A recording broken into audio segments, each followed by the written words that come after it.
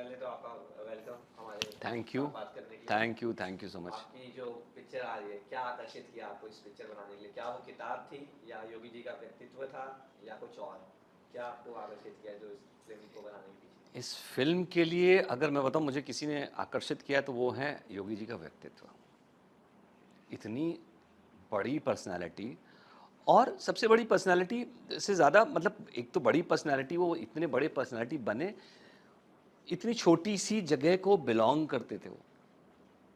एक बहुत रिमोट सा गांव था पंचूर करके, उस टाइम पे उत्तर प्रदेश था, उत्तराखंड था नहीं, तो वहाँ से बिलोंग करते थे। ना कोई आपकी पॉलिटिकल बैकिंग थी उनकी, ना कोई रिलीजियस बैकिंग थी, तो और वहाँ से निकल के आके आज की तारीख में अपने हिंदुस्तान के सबसे बड़े प्रदेश के मुख्यमंत्री हैं, और उन्होंने उस प्रदेश की काया पलट कर दी। तो ये अपने आप में ये चीज़ मुझे बहुत इंस्पायर की।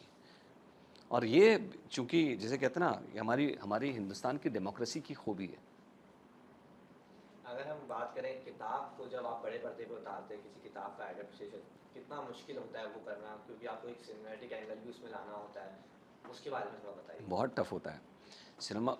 जो किताब लिखी जाती है एक अलग ढंग से लिखी जाती है।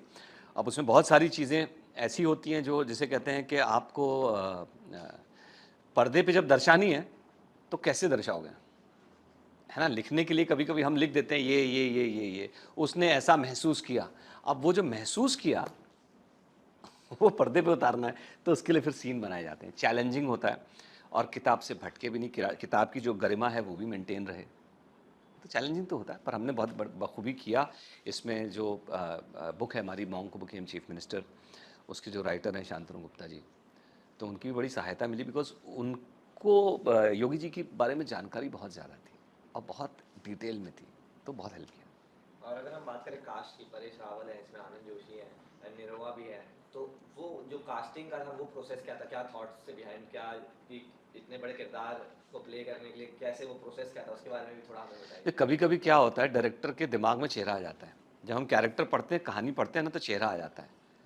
तो इसी तरह से अवैधनाथ जी का चेहरा, तो मतलब मुझे लगा परेश जी से अच्छा कोई कर ही नहीं सकता, तो he was the only choice. हमने किसी और को अप्रोच ही नहीं किया।